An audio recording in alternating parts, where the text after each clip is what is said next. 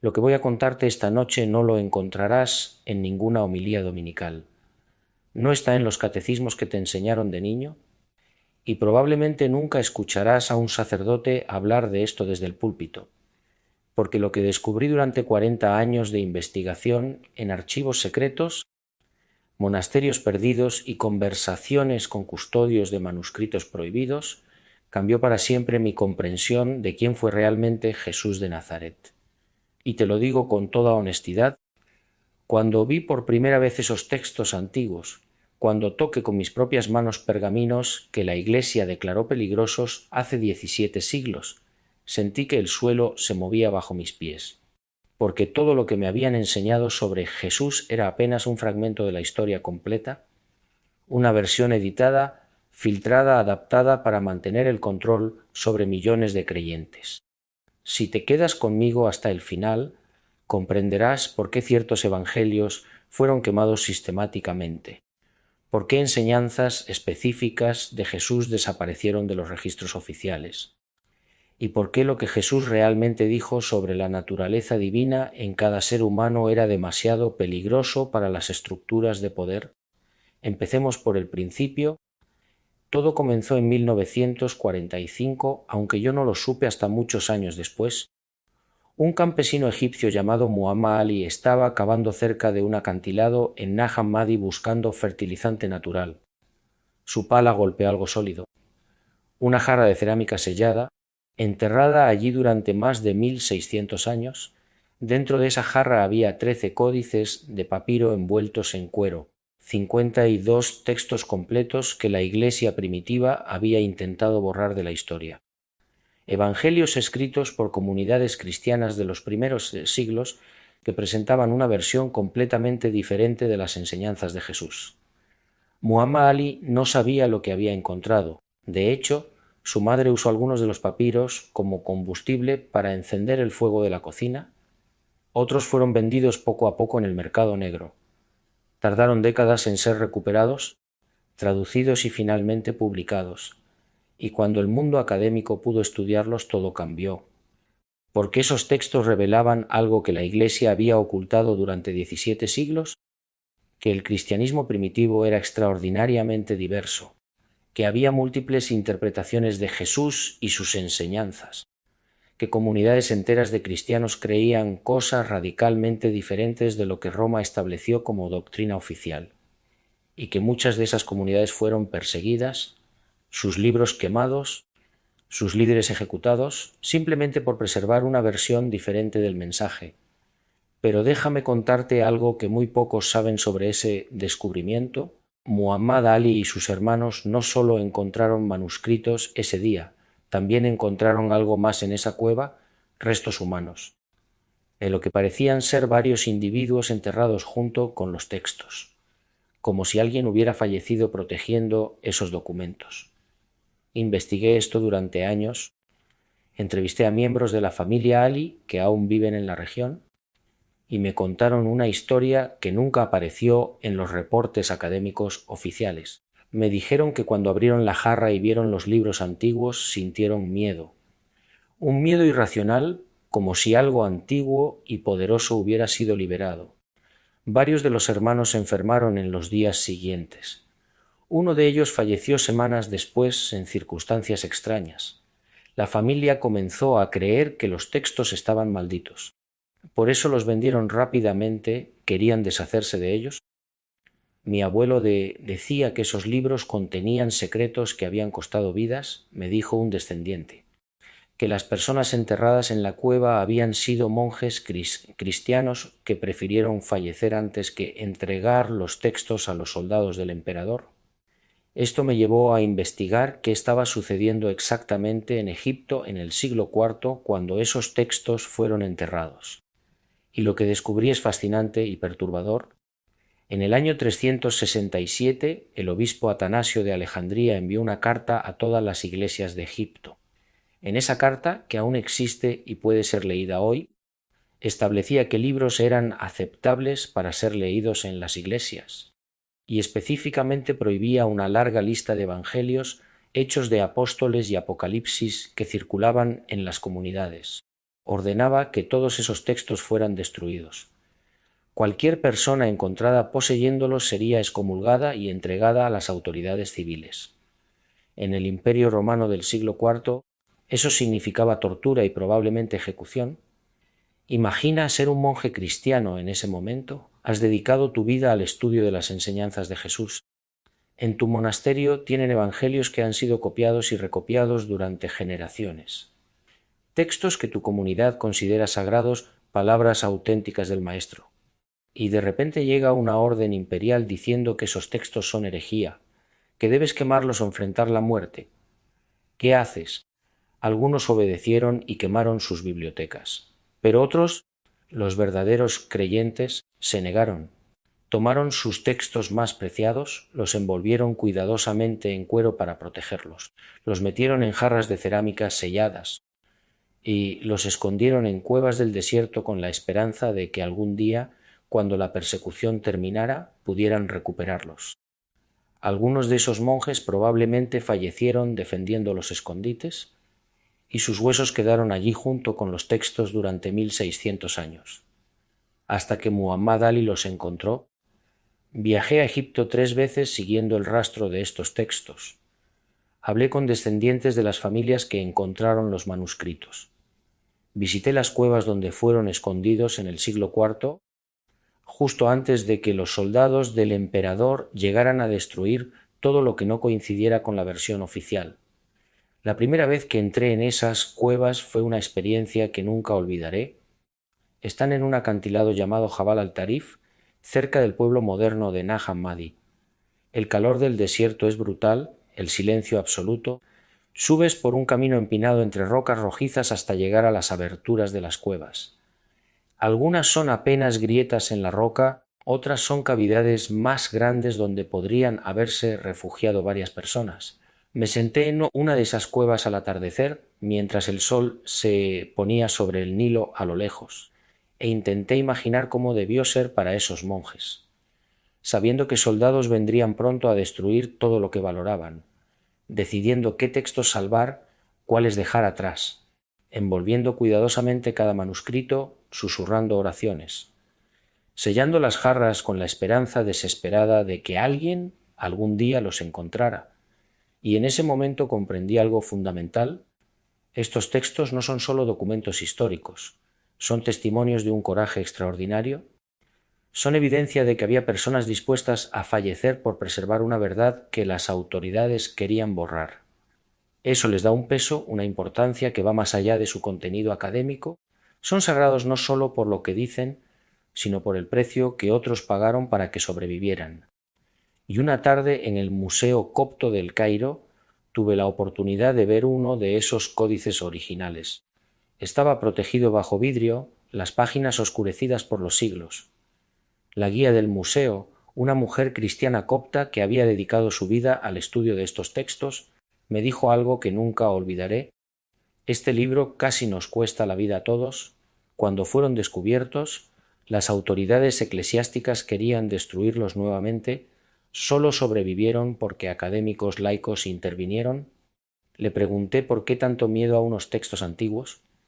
Me miró con una mezcla de tristeza y comprensión. Porque estos libros dicen que no necesitas sacerdotes ni iglesias para encontrar a Dios. Dicen que el reino divino está dentro de cada persona, que la salvación viene del conocimiento directo, no de la obediencia a instituciones. ¿Entiendes por qué eso es peligroso para quienes construyeron su poder sobre ser intermediarios obligatorios entre Dios y la humanidad? En ese momento comprendí la magnitud de lo que había sido ocultado. No era simplemente información histórica, era un camino espiritual completo que había sido borrado deliberadamente.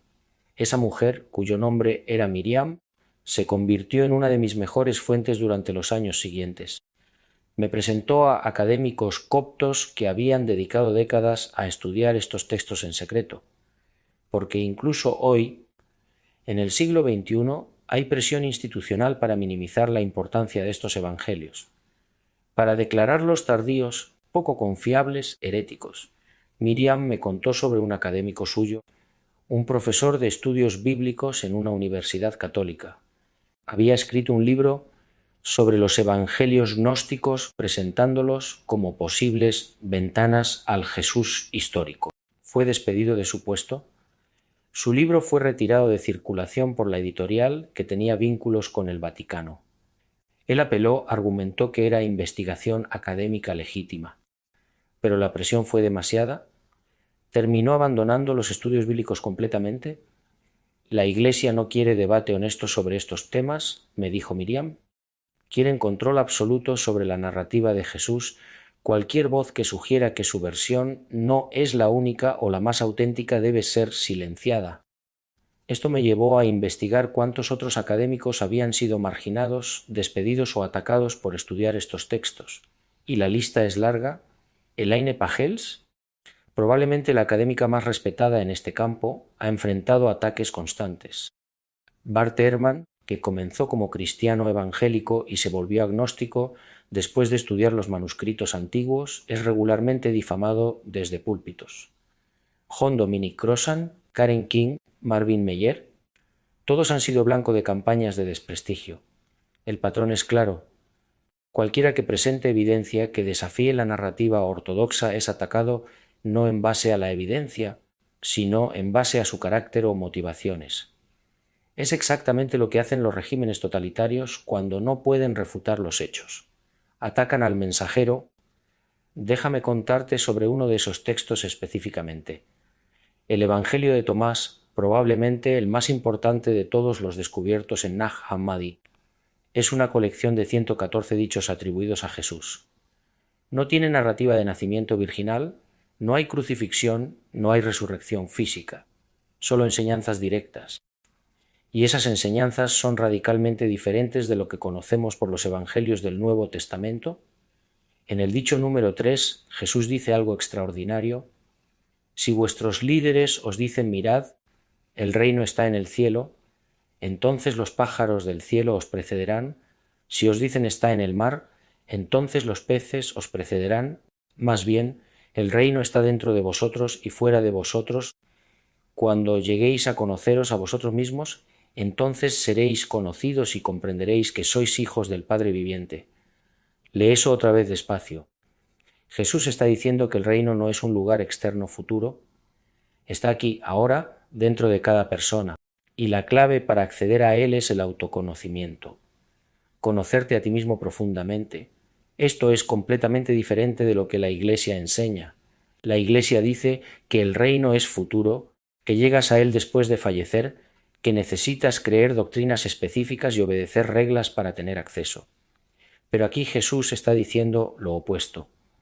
El reino está disponible ahora, está dentro de ti y lo alcanzas mediante el conocimiento de ti mismo. Ahora bien, hay otro dicho en el Evangelio de Tomás que es aún más radical. El dicho número 70 dice, Jesús dijo, si sacáis lo que está dentro de vosotros, lo que tenéis os salvará, si no tenéis eso dentro de vosotros, lo que no tenéis en vosotros os matará. Esto es extraordinario. Jesús está diciendo que la salvación no viene de fuera, de creer en algo externo, viene de sacar, de manifestar lo que ya está dentro de ti. Y si no lo haces, si no manifiestas tu potencial interior, eso mismo te destruirá. Es una enseñanza sobre autorrealización, sobre convertirte en lo que realmente eres, completamente diferente de la teología de salvación externa que la Iglesia predica. Cuando mostré este texto a un teólogo con quien tuve amistad durante años, su respuesta fue reveladora. Me dijo, ese texto es gnóstico, herético, no refleja las verdaderas enseñanzas de Jesús. Le pregunté cómo podía estar tan seguro, porque contradice lo que los evangelios canónicos enseñan. ¿O será que los evangelios canónicos contradicen lo que Jesús realmente enseñó? Le respondí. Nunca me volvió a hablar después de esa conversación. Pero esa conversación me llevó a investigar algo crucial. ¿Cómo sabemos qué evangelios son auténticos y cuáles no? La respuesta oficial de la Iglesia es que los evangelios canónicos fueron escritos por testigos oculares o personas cercanas a testigos oculares, y que los evangelios gnósticos son tardíos, escritos en el siglo II o III por personas que nunca conocieron a Jesús, pero cuando investigas la evidencia real, esa historia se desmorona. Los evangelios canónicos son anónimos. Ahora voy a revelarte algo que probablemente nunca escuchaste y que plantea un problema inquietante sobre todo lo que creíste saber. En el año 325, el emperador Constantino convocó el Concilio de Nicea. Oficialmente era para resolver disputas teológicas sobre la naturaleza de Cristo. Pero lo que realmente sucedió allí fue algo mucho más calculado. Fue el momento donde el cristianismo dejó de ser un movimiento espiritual y se convirtió en herramienta de control político. Constantino no era un teólogo, era un emperador y tenía un imperio fracturado que necesitaba unificar. Vio en el cristianismo, que ya tenía millones de seguidores, la herramienta perfecta. Pero había un problema: los cristianos no estaban de acuerdo entre sí sobre prácticamente nada. Había docenas de grupos diferentes con interpretaciones radicalmente distintas de Jesús. Algunos lo veían como profeta humano, otros como ser divino, otros como maestro de sabiduría. Algunos enfatizaban sus enseñanzas sobre transformación interior, otros enfatizaban su muerte como sacrificio. Algunos tenían evangelios que hablaban de enseñanzas secretas, otros rechazaban completamente la idea de secretos. Constantino necesitaba orden, uniformidad, una versión única que todos aceptaran. Así que reunió a los obispos, mayoritariamente de su facción preferida, y les dio una tarea: definir la doctrina oficial, decidir qué textos eran legítimos y cuáles heréticos, establecer una versión única del cristianismo que serviría a los intereses del imperio. Pero déjame contarte algo sobre ese concilio que no aparece en las historias oficiales. Investigué los registros durante años, viajé a Nicea, que ahora es Iznik en Turquía. Visité el lugar exacto donde se celebró el concilio, un palacio imperial que ya no existe pero cuyas ruinas aún son visibles. Y hablé con historiadores turcos que han estudiado los registros locales, no solo las versiones oficiales de la Iglesia. Me contaron que el concilio fue mucho más violento y caótico de lo que las historias edificantes sugieren, que hubo peleas físicas entre obispos con diferentes teologías, que Constantino tuvo que intervenir personalmente múltiples veces para imponer orden, que la votación final sobre la naturaleza de Cristo no fue unánime ni remotamente. Fue forzada mediante intimidación imperial. Los obispos que votaron en contra fueron exiliados inmediatamente, sus escritos fueron quemados, sus nombres fueron borrados de los registros. Fue un golpe de estado teológico, me dijo un profesor de historia bizantina en la Universidad de Estambul. Constantino decidió qué versión del cristianismo sería oficial y usó el poder del Estado para eliminar todas las alternativas. Y aquí está el problema inquietante que deberías estar preguntándote ahora mismo. ¿Qué pasó con todos los cristianos que no estaban de acuerdo? ¿Qué pasó con las comunidades que tenían evangelios diferentes? ¿Qué pasó con las enseñanzas que no encajaban en la versión oficial? Fueron declarados herejes. Sus fueron quemados sistemáticamente. Sus líderes fueron exiliados o ejecutados. Sus iglesias fueron destruidas o confiscadas. Durante los siguientes 3 siglos hubo una campaña sistemática de eliminación de toda versión alternativa del cristianismo, y fue tan efectiva que durante 1500 años casi nadie supo que esas versiones alternativas habían existido, hasta que un campesino egipcio encontró una jarra enterrada en el desierto. Investigué esto durante años. Viajé a Roma, conseguí acceso a archivos del Vaticano que raramente se abren a investigadores independientes. No fue fácil.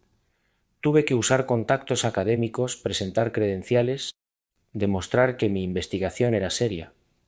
Pero finalmente, después de años de solicitudes, me permitieron acceso limitado a ciertos documentos. Y lo que encontré me heló la sangre. Hay registros, documentos oficiales de la Iglesia primitiva, donde se dan instrucciones específicas sobre cómo identificar y destruir textos heréticos, listas de libros que debían ser quemados, nombres de personas que debían ser arrestadas, procedimientos para interrogar a sospechosos de poseer evangelios prohibidos. Uno de esos documentos, fechado en el siglo V, describe cómo los soldados imperiales debían registrar casas en busca de libros prohibidos, cómo debían interrogar a los habitantes usando tortura si era necesario, cómo debían quemar los libros públicamente para aterrorizar a otros que pudieran estar escondiendo textos similares. Es idéntico a lo que regímenes totalitarios modernos han hecho. Controlar la información, eliminar versiones alternativas de la historia, castigar a quienes preservan la verdad inconveniente. Y todo esto se hizo en nombre de Jesús, el mismo Jesús que según los evangelios dijo: «Conoceréis la verdad y la verdad os hará libres». La ironía es devastadora. Una institución que afirma seguir a Jesús pasó siglos suprimiendo verdades y destruyendo libertad. Pasé 3 semanas en esos archivos tomando notas frenéticamente, porque sabía que probablemente no volvería a tener acceso, y efectivamente cuando solicité regresar 2 años después, mi petición fue denegada sin explicación, pero lo que alcancé a documentar es suficiente. Hay evidencia clara de una campaña sistemática de supresión que duró siglos. Y esa campaña fue tan exitosa que borró casi completamente del conocimiento público que habían existido versiones alternativas del cristianismo.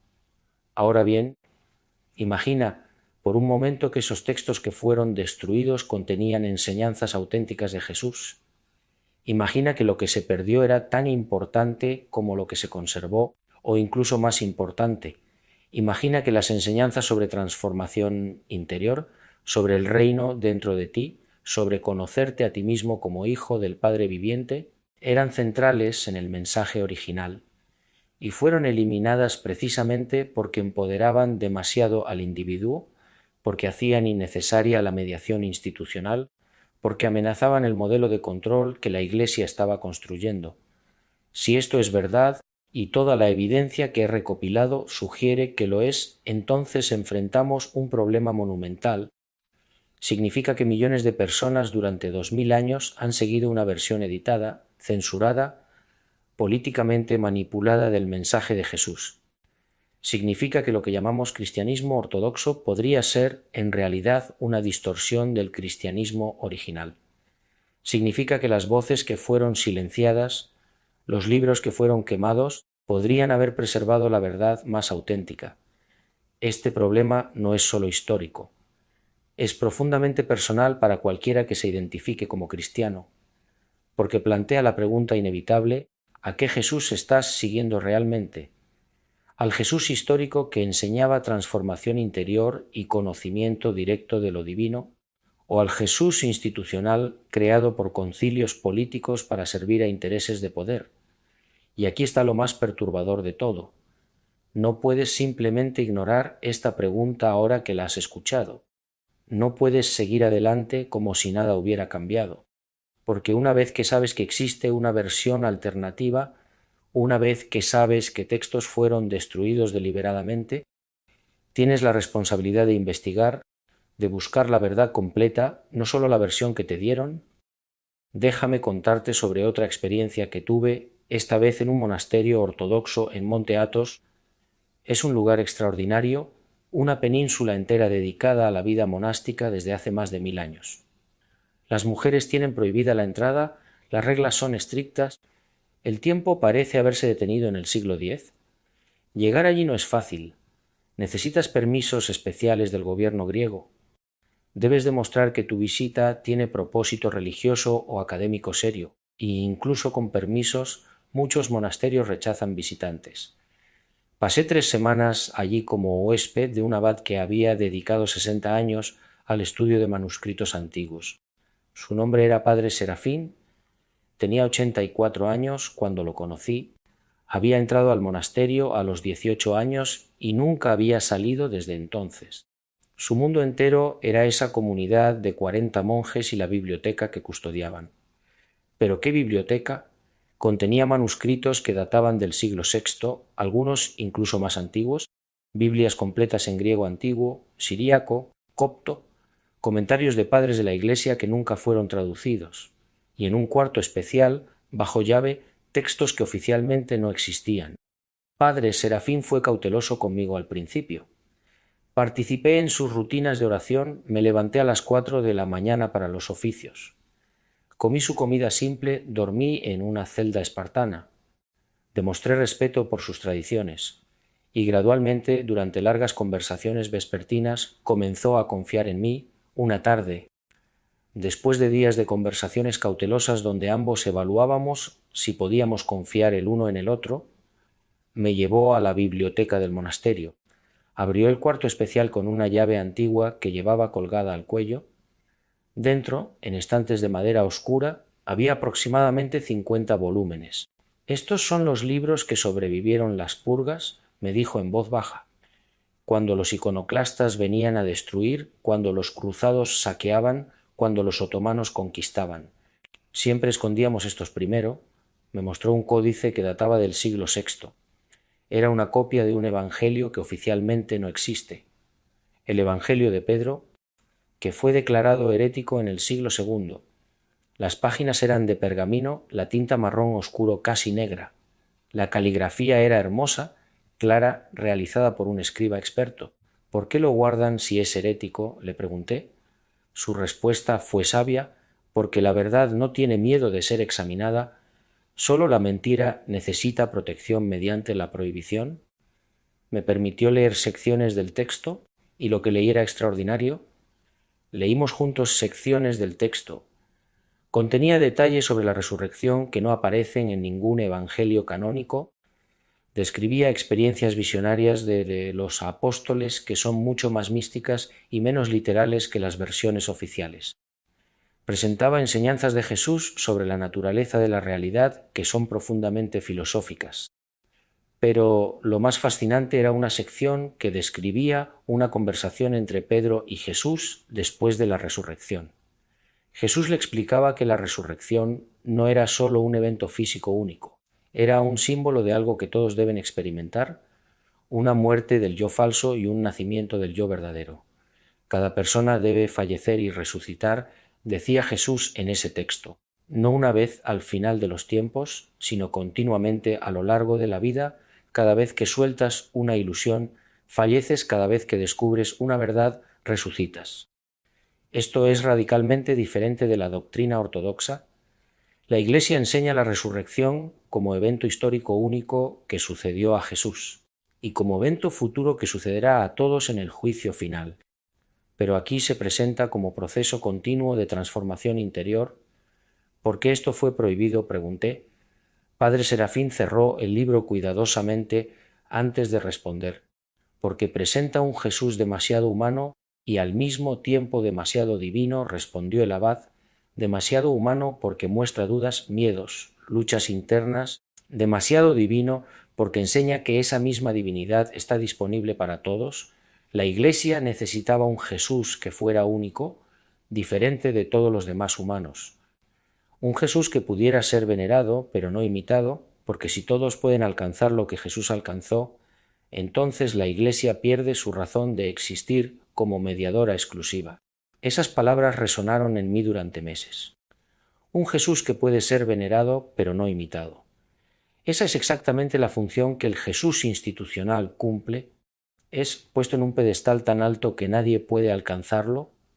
Se le atribuyen características únicas que ningún otro humano puede tener. Y luego se nos dice que la única forma de acercarnos a Él es a través de la Iglesia. Pero el Jesús de los Evangelios prohibidos es completamente diferente. Ese Jesús dice: «Lo que yo hago, vosotros también podéis hacer». Ese Jesús enseña métodos específicos para la transformación interior. Ese Jesús no crea dependientes, crea discípulos que eventualmente se vuelven maestros. La diferencia es fundamental. Uno perpetúa un sistema de control, el otro conduce a la liberación. Pasé horas más con Padre Serafín discutiendo estos textos. Me mostró otros evangelios que guardaban, fragmentos del Evangelio de los hebreos, copias del Evangelio de los egipcios, secciones de un texto llamado La sabiduría de Jesucristo. Cada uno presentaba aspectos diferentes de las enseñanzas. Cada uno había sido condenado por razones específicas. «¿Por qué los guardan?», le pregunté una noche. «Si la Iglesia oficial los considera herejía, no están arriesgándose al preservarlos». Su respuesta fue profunda. Nuestra obligación no es con la Iglesia institucional, nuestra obligación es con la verdad. Estos textos son parte de nuestra herencia cristiana independientemente de lo que los concilios decidieron, fueron escritos por creyentes sinceros que amaban a Jesús, merecen ser preservados, estudiados, respetados. Algún día, cuando la Iglesia madure lo suficiente, podrá aceptarlos. Hasta entonces, ¿nosotros los guardamos? Le pregunté si alguna vez habían tenido problemas con autoridades eclesiásticas por guardar esos textos. Su expresión se oscureció. 2 veces en los últimos 50 años vinieron inspectores del patriarcado pidiendo ver nuestra biblioteca. Ambas veces escondimos los textos prohibidos antes de que llegaran.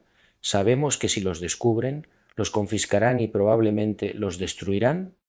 Así que hacemos lo que los monjes han hecho durante 1000 años. ¿Mentimos para proteger la verdad?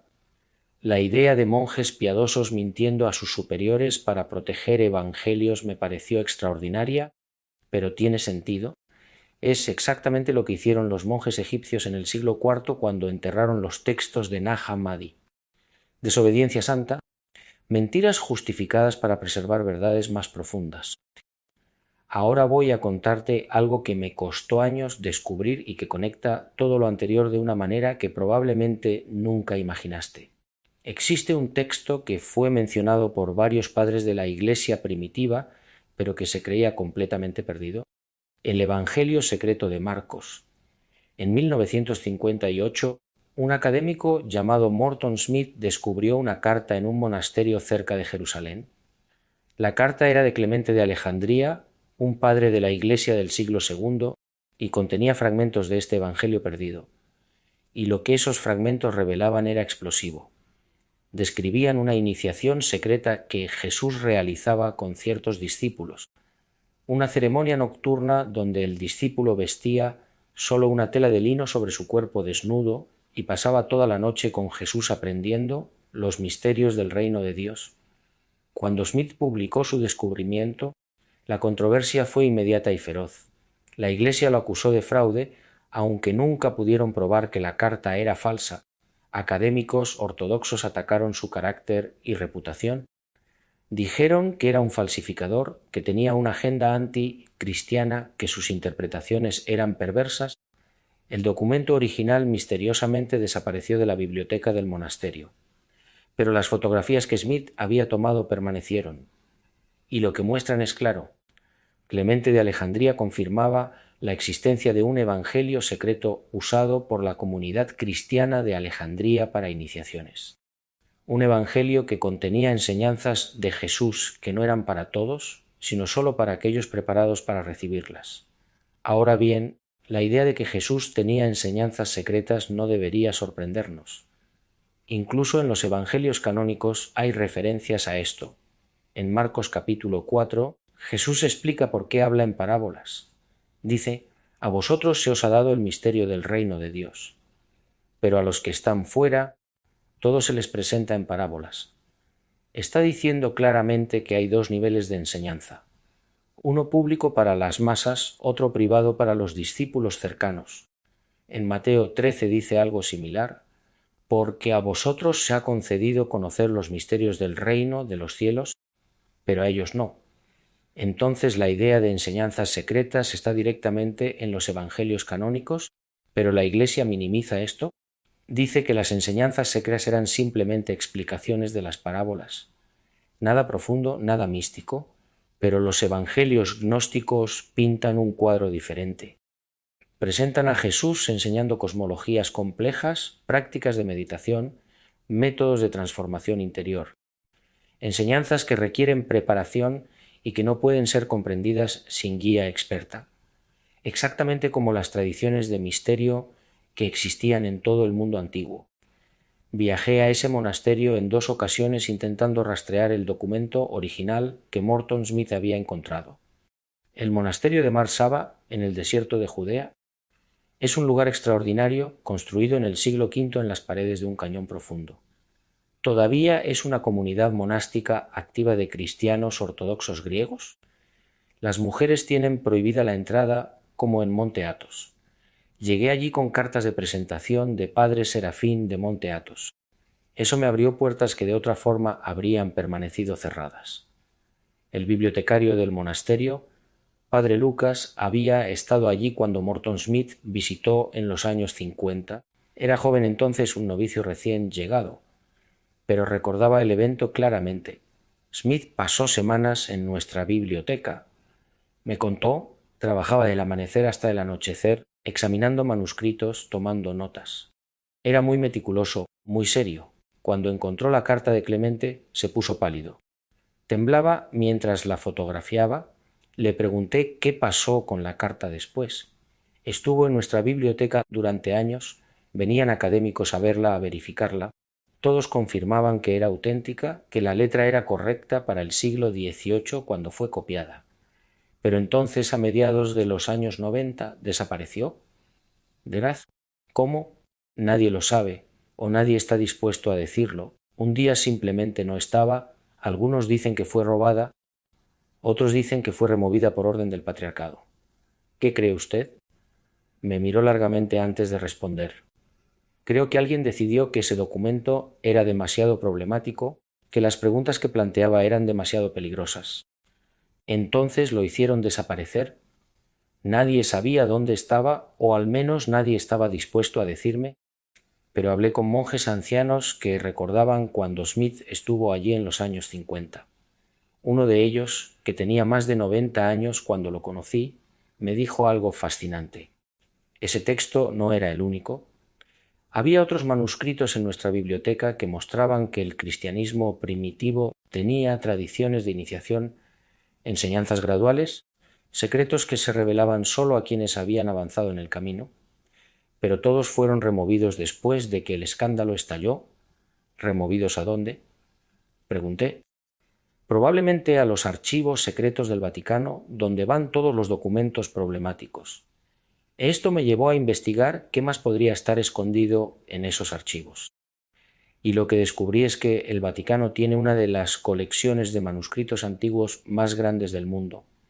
Cientos de miles de documentos, muchos de los cuales nunca han sido catalogados públicamente. Hay una sección llamada el Archivo Secreto del Vaticano. Recientemente cambió su nombre a Archivo Apostólico del Vaticano, intentando sonar menos siniestro. Pero la función es la misma, guardar documentos que son considerados demasiado sensibles para acceso público. Investigué durante años qué tipos de documentos están allí. Hablé con académicos que han tenido acceso limitado, y la lista es fascinante. Hay correspondencia entre papas y emperadores que revela alianzas políticas poco edificantes. Hay registros de juicios de inquisición con detalles perturbadores sobre torturas y ejecuciones. Hay documentos financieros que muestran la riqueza obscena acumulada por la Iglesia medieval. Y según múltiples fuentes que he entrevistado, hay evangelios completos, cartas de apóstoles, textos de comunidades cristianas primitivas que contradicen la narrativa oficial. Un académico italiano que trabajó en los archivos durante años me dijo confidencialmente que vio referencias a un evangelio completo de María Magdalena. No fragmentos como los encontrados en Nag Hammadi, sino un texto completo de más de 100 páginas. ¿Por qué no lo publican?, le pregunté. Porque presenta a María como la discípula principal, más cercana a Jesús que Pedro. Eso contradice toda la estructura de autoridad de la Iglesia católica, que está basada en la primacía de Pedro. Otro académico, este alemán, me contó sobre un texto que describe las enseñanzas de Jesús sobre la reencarnación. La Iglesia condenó la reencarnación en el Concilio de Constantinopla en el año 553, me explicó. Pero antes de eso, muchos cristianos creían en ella. Orígenes, uno de los padres de la Iglesia más importantes, enseñaba la preexistencia de las almas. Ese texto mostraría que Jesús mismo hablaba de vidas múltiples, de aprendizajes a través de encarnaciones sucesivas. ¿Es dinamita teológica? La pregunta que deberías estar haciéndote ahora es: ¿por qué esconder todo esto? ¿Qué tiene la Iglesia que temer de textos antiguos? Si su versión es la correcta, si su doctrina está fundamentada sólidamente en la historia, entonces la evidencia debería apoyarla, no amenazarla. El hecho de que sistemáticamente escondan, supriman y nieguen acceso a documentos históricos sugiere lo contrario. Sugiere que tienen algo que ocultar, Sugiere que su versión no sobreviviría al escrutinio completo de toda la evidencia disponible. Ahora conectemos todos los hilos que he estado tendiendo. Jesús era un maestro judío del primer siglo que enseñaba transformación mediante el conocimiento directo de lo divino. Sus enseñanzas eran radicales. El reino de Dios está dentro de ti, no necesitas intermediarios, puedes experimentar directamente tu conexión con el Padre. Estas enseñanzas fueron preservadas por múltiples comunidades cristianas primitivas en textos que ahora llamamos gnósticos o apócrifos. Pero después de que Constantino hizo del cristianismo la religión oficial del imperio, se inició una campaña sistemática para eliminar toda versión que no sirviera a los intereses de control institucional, se estableció una versión oficial, se declararon heréticas todas las alternativas, se quemaron los libros, se persiguieron las comunidades. Y durante 1500 años, esta supresión fue tan completa que casi nadie sabía que habían existido versiones alternativas, hasta que en el siglo XX comenzaron a aparecer textos enterrados en el desierto, escondidos en monasterios, preservados contra todo pronóstico. Y estos textos revelan una imagen radicalmente diferente de Jesús y el cristianismo primitivo. Una imagen que empodera al individuo en lugar de crear dependencia institucional. Una imagen que enfatiza experiencia directa en lugar de creencia dogmática. Una imagen que honra el conocimiento interior en lugar de la obediencia externa. Esta es la verdad que ha sido ocultada durante 2000 años y ahora que la sabes, tienes una decisión que tomar.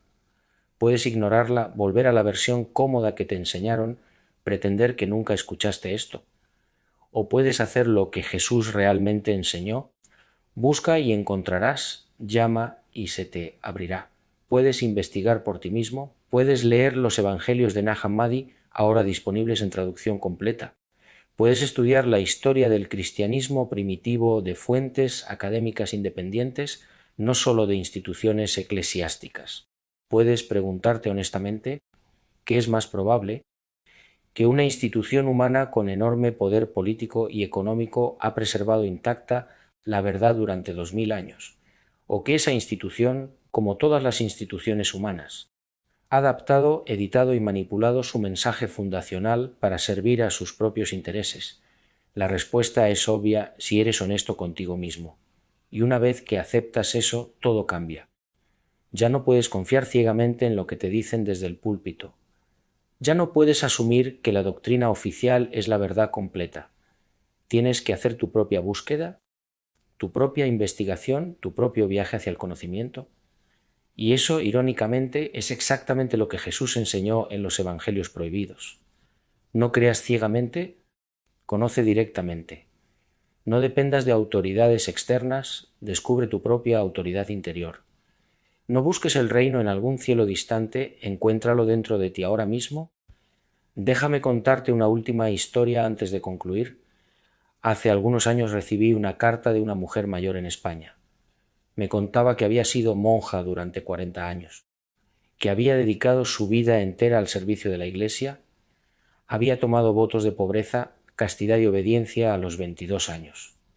Vivió en conventos en Madrid, Sevilla y finalmente Barcelona.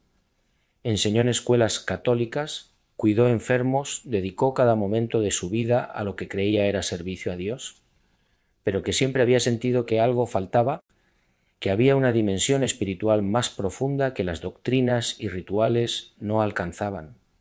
Sentía un vacío que las oraciones memoricet y las misas diarias no llenaban. Buscaba algo más auténtico, más directo, más transformador. Cuando leyó sobre los evangelios de Nag Hammadi y finalmente tuvo acceso a las traducciones, lloró durante días. Esto es lo que siempre busqué, me escribió. Esto es el cristianismo real, no la versión institucional que nos vendieron. Jesús, hablándome directamente sin intermediarios, sin dogma, sin amenazas de condenación, enseñándome que el reino está dentro de mí, que puedo conocer directamente a Dios, que no necesito permiso de ninguna institución para ser hija del Padre viviente. Dejó el convento a los 65 años. Fue una decisión devastadoramente difícil. Sus hermanas monjas la consideraron apóstata. Su familia, profundamente católica, dejó de hablarle. Perdió su comunidad, su hogar, su identidad de 4 décadas, pero no por haber perdido la fe, sino por haberla encontrado finalmente. Pasó sus últimos años enseñando a pequeños grupos sobre las enseñanzas auténticas de Jesús según los evangelios prohibidos. Se reunían en su pequeño apartamento en Barcelona cada semana, leían los textos de Nag Hammadi, meditaban, compartían sus experiencias de transformación interior. Era el cristianismo como Jesús lo había enseñado, sin sacerdotes, sin jerarquías, sin dogmas impuestos. Solo buscadores sinceros explorando juntos el camino interior. Murió hace 2 años a los 78, pero antes de morir me envió una última carta.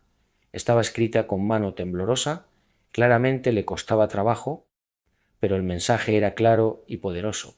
Gracias por revelar la verdad, liberaste mi alma de prisiones que ni siquiera sabía que existían. Durante 40 años serví a una institución pensando que servía a Dios. Ahora comprendo que Dios nunca estuvo en la institución. Siempre estuvo donde Jesús dijo que estaría dentro de mí. Ahora puedo encontrarme con Jesús sin los filtros institucionales. Y descubrí que Él siempre estuvo donde dijo que estaría, dentro de mí. Esa carta está enmarcada en mi oficina. Me recuerda por qué hago este trabajo. No es para atacar a la Iglesia por placer, es para liberar a personas de prisiones espirituales construidas con mentiras piadosas. Es para revelar que hay un camino más profundo, más auténtico, más transformador. El camino que Jesús realmente enseñó antes de que sus palabras fueran secuestradas por estructuras de poder. Así que te dejo con esto. La verdad está disponible ahora como nunca antes en la historia. Los textos que fueron quemados han resurgido del desierto. Los secretos que fueron suprimidos están siendo revelados. Las mentiras que fueron protegidas durante siglos están siendo expuestas. ¿Tienes acceso a todo esto ahora? ¿Puedes leer los evangelios de Nag Hammadi completos en Internet gratuitamente? ¿Puedes estudiar investigaciones académicas serias sobre el cristianismo primitivo? ¿Puedes comparar lo que Jesús realmente dijo con lo que la Iglesia te enseñó que dijo? La pregunta es, ¿qué harás con esta información? ¿Seguirás repitiendo lo que te enseñaron sin cuestionarlo? ¿O tendrás el coraje de buscar la verdad completa sin importar a dónde te lleve? Jesús dijo, conoceréis la verdad y la verdad os hará libres. Pero la libertad requiere coraje, coraje para soltar creencias cómodas, coraje para enfrentar que te mintieron, coraje para caminar tu propio camino en lugar de seguir el rebaño. Si sientes que este mensaje resuena contigo, compártelo. Hay millones de personas que sienten lo mismo que tú, que hay algo más profundo que lo que les enseñaron. Deja tu reflexión en los comentarios. Cuéntame si conocías algo de esto, si cambió tu perspectiva, qué preguntas te surgen, qué evangelio prohibido te gustaría que exploráramos en el próximo video. Da like para que YouTube recomiende esto a más personas, porque literalmente estamos desenterrando verdades que fueron enterradas durante 2000 años. Estamos restaurando el mensaje auténtico que fue distorsionado. Estamos liberando a Jesús de las cadenas que la institución puso sobre él y estamos recordándole a la gente que el reino de Dios no está en Roma ni en ningún edificio. Está dentro de ti, esperando ser descubierto. Gracias por llegar hasta aquí. Gracias por tu apertura, tu valentía, tu disposición para enfrentar verdades incómodas. Que tu búsqueda te lleve a donde necesitas ir. Que encuentres el reino que Jesús prometió, el que está dentro de ti. Hasta la próxima revelación.